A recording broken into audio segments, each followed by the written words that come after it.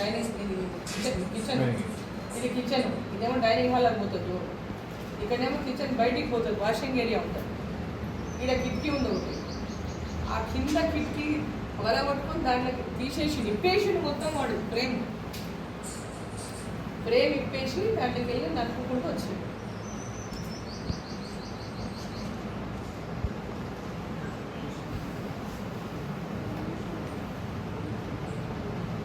ఉండననే నేను సీసీ కెమెరాలు పెట్టించుకున్నాను. ఇప్పుడు ఎంతసేపు కూడా వాచ్ చేసుకోవడానికి కోసం.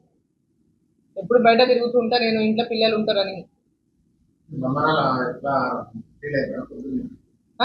నా మనమరాలు ఆమె ఒకటే, అంటే పెద్ద పాప కూతురు నా దగ్గరే ఉంటారు వాళ్ళు.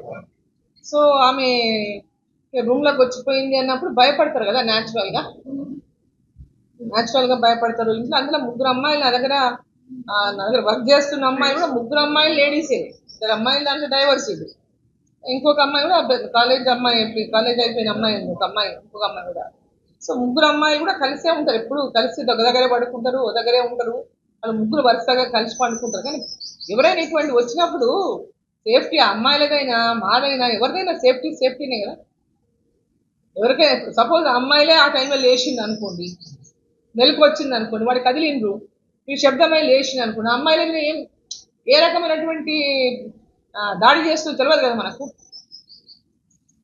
ఎవరిదైనా ఇంట్లో ఉన్న వాళ్ళందరికీ ఎవరిదైనా సెక్యూరిటీనే కదా. సో నిన్న రాత్రి అరౌండ్ 3:20, అంటే యాజ్ పర్ సీసీటీవీ ఫుటేజ్ ప్రకారం రాత్రి, అంటే మార్నింగ్ 6 గంటలకు నాకు వచ్చిన కాల్ ఈరోజు మొదట జరిగింది. మొదట నాకు పొద్దున అరౌండ్ 7 o'clock అయిపోతే నాకు మా ఇంటి నుంచి ఫోన్ వచ్చి అమ్మ ఇంట్లో ఎవరో వచ్చిండ్రు, మొత్తం ఇంట్లో అంతా అడుగులు కనపడుతున్నాయి, బూట్ల అడుగులు కనపడుతున్నాయి, అంత మడ్డడుగులు కనపడుతున్నాయి, కిచెన్ సైడ్ నుంచి ఎవరో ఇంట్లోకి మొత్తం వచ్చి తిరుగులాడినట్టు కనపడుతుంది అన్నారు. అన్నాక అవునా, ఎక్కడి నుంచి వచ్చిండ్రు, ఇంట్లోకి వెళ్ళి వచ్చిండ్రు, పైనకి వెళ్ళి వచ్చిండ్రు, డోర్ మీరు కిచెన్ డోర్ వేసుకోలేదా అన్న.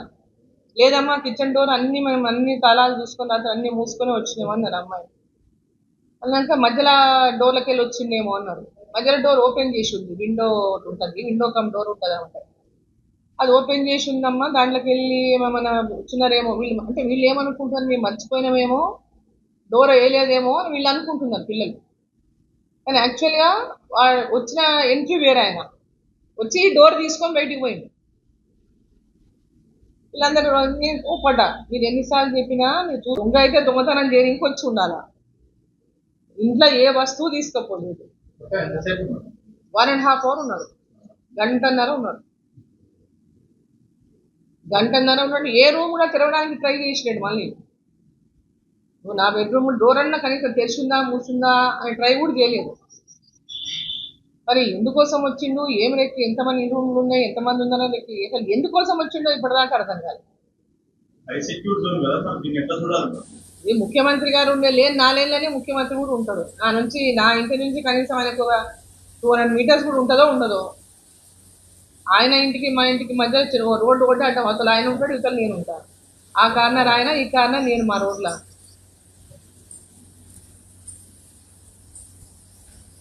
దొంగతనం చేసుకో. కానీ ఇక్కడ పాపరు మా మనమరాలు రూమ్లోకి పోయిండు. ఒకవేళ నిజంగా ఆ టైంలో ఆమె మెలకు వచ్చింది అనుకోండి, శబ్దమో యుద్ధంతో మెలకు వచ్చి ఏదైనా నడిచింది అనుకోండి, నోరు మూసైనా చంపొచ్చు, లేకుంటే ఏమన్నా ఆయుధాలు కత్తో గిత్తో ఉంటే ఇప్పుడు తెలియదు, మన దగ్గర ఏముందో మనకు తెలియదు కదా.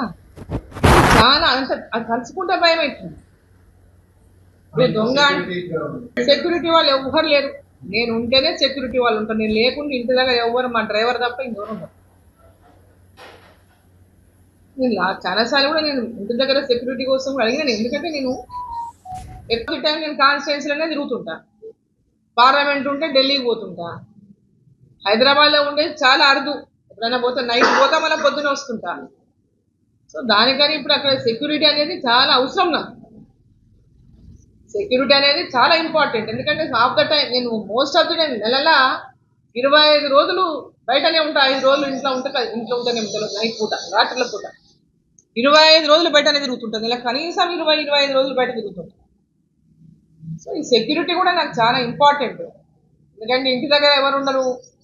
ఇప్పుడు ఒక ఎంపీగా ఉన్నప్పుడు ఒక ఎంపీని, సరే గతంలో కూడా మంత్రిగా చేసిన, సరే ఇప్పుడు భారతీయ జనతా పార్టీలో కూడా జాతీయ ఉపాధ్యక్షురాలుగా ఉన్నా, సరే ఎంతమంది వస్తుంటారు పోతుంటారు, మేము వచ్చినప్పుడు రావచ్చు లేనప్పుడు రావచ్చు, కానీ ఇంట్లో ఒక సెక్యూరిటీ పర్సన్, నాకు కూడా సెక్యూరిటీ అనేది చాలా ఇంపార్టెంట్. అక్కడ ప్రభుత్వం కూడా ఇవన్నీ ఆలోచన చేయాలి. ఇప్పుడు ఒక విమెన్గా పార్లమెంట్ మెంబర్గా కూడా ఈరోజు ఇంత పెద్ద ఎత్తున సెక్యూరిటీ రీజన్స్, ఎందుకంటే ఈ సంఘటన చూస్తే సెక్యూరిటీ చాలా అవసరమైనటువంటి ఈరోజు అనిపిస్తుంది. ఎన్నడూ కూడా నేను బాధలు కాలే సెక్యూరిటీ విషయంలో, ఏముంటలే ఏం చేస్తాం అనేటటువంటి విధంగా ఉండేది. ఎప్పుడైనా నేను బయటకు పోయినా 10 సార్లు రాత్రి 12 గంటల దాకా ఫోన్లు చేస్తూనే ఉంటా. డోర్లు వేసుకున్నారా, గేట్లు వేసుకున్నారా, సీసీ కెమెరాలు చూస్తుంటా చుట్టుముట్టు. నేను రాత్రి 1 గంట వరకు నిద్రపోను బయట ఉంటే కూడా. నేను చుట్టుముట్టు కెమెరాలు చూస్తూనే ఉంటాను. అందరు పడుకున్నారా, అన్ని గేట్లు వేసుకున్నారా, డోర్లు వేసుకున్నారా అని చూస్తూనే ఉంటాను. నా ఫోన్లో సీసీ కెమెరా యాప్ ఉంటుంది కాబట్టి చూసుకుంటూ ఉంటాను. బట్ ఈ సంఘటన విషయంలో చూస్తే మటుకు సెక్యూరిటీ చాలా అవసరం. మరి వాళ్ళు ఎందుకు వచ్చిండ్రు, దేనికోసం వచ్చిండ్రు, ఏం చేయడానికి కోసం వచ్చిండ్రు, ఏ రకంగా ఉద్దేశంతో వచ్చిందో అది పోలీసు వాళ్ళు రేపు విచారణ చేస్తే తప్ప తెలుస్తుంది. అసలు ఏం అర్థమైతలేదు. దీంట్లో ఏందనేది అసలు అర్థం కాని విషయం.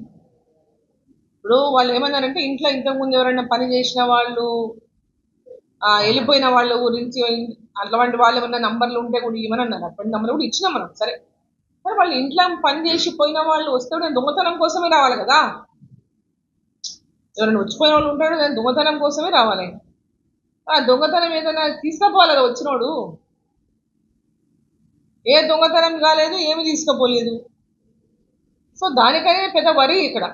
ఇప్పుడు మొత్తం సీసీ కెమెరాల వాళ్ళు తిరిగిన తీరు చూస్తే ఇల్లందరూ ఫస్ట్ ఫ్లోర్, సెకండ్ ఫ్లోర్ మొత్తం తిరిగేసిండు. ఎందుకోసం వచ్చిండు, ఎందుకు ఇవన్నీ చూసుకొని పోవాల్సి వచ్చింది? ఇంకెవరు ఉంటారని వచ్చిందా, ఎంతమంది ఉంటారని వచ్చిందా, ఏముంటుందని వచ్చిందా, ఏది కోసం వచ్చిందో మాకు అర్థం కాలేదు. అవును, ఏదో ఎత్తుకుపోయిండు, టీవీ ఎత్తుకుపోయిండు, లేకపోతే ఇంకేదో కంప్యూటర్ ఏదో ఎత్తుకుపోయిండు, ఇంకేదో ఫోన్లు ఎత్తుకుపోయిండు అంటే దొంగ వచ్చిండు తీసుకుపోయిండు. ఏదైనా అనుమాన డబ్బులు దొరికినాయి తీసుకుపోయిండు అంటే తీసుకుపోయిండు. కానీ ఇది చిత్రంగా ఉంది. ముఖ్యమంత్రి గారికి ఒకటే డిమాండ్ చేస్తున్నా, ముఖ్యమంత్రి గారు నా భద్రత గురించి ఆలోచించాలి. ఎందుకంటే గతంలో కూడా అంటే మా ఫ్యామిలీ హిస్టరీ కూడా తెలుసు. మా ఫ్యామిలీలో కూడా గతంలో మా ఫాదర్ మీద జరిగినటువంటి నక్సలైట్ల అటాక్ గురించి కూడా వాళ్ళకి తెలుసు. నేను ప్రస్తుతం ఉన్నటువంటి పొలిటికల్ ఇది మనం అనుకోవచ్చు, అంతా బాగుందని మనం అనుకోవచ్చు కాక, కానీ ఎక్కడో చోట మాకు మెరమెర అనిపిస్తుంటుంది సెక్యూరిటీ విషయంలో. నా హస్బెండ్ కూడా నేను సెక్యూరిటీ అడిగిన, వాస్తవంగా నరసింహారెడ్డి గారికి కూడా ఎక్స్ఎమ్మెల్యే, వారికి సెక్యూరిటీ ఇవ్వాలి. ఎక్కడంటే వారు కూడా తిరుగుతూనే ఉంటారు కాన్స్టిట్యున్సీలలో. మా ఫ్యామిలీకి ఉన్నటువంటి బ్యాక్గ్రౌండ్ చూసి మీ సెక్యూరిటీ ఇవ్వాలని కూడా కోర్టు లెటర్ కూడా ఇచ్చాను. ఇప్పటిదాకా వాళ్ళకి కూడా సెక్యూరిటీ ఇవ్వలేదు. సో నేను ముఖ్యమంత్రి గారికి కోరుతున్నా, ఇవాళ మా ఫ్యామిలీ సెక్యూరిటీ గురించి తక్షణమే మీరు చర్యలు తీసుకోవాలని చెప్పి మీ ద్వారా ముఖ్యమంత్రి గారిని కోరుతున్నాను. నా ఇంటి దగ్గర కూడా భద్రత ఏర్పాటు చేయాలని చెప్పి నేను ముఖ్యమంత్రి గారిని కోరుతున్నాను.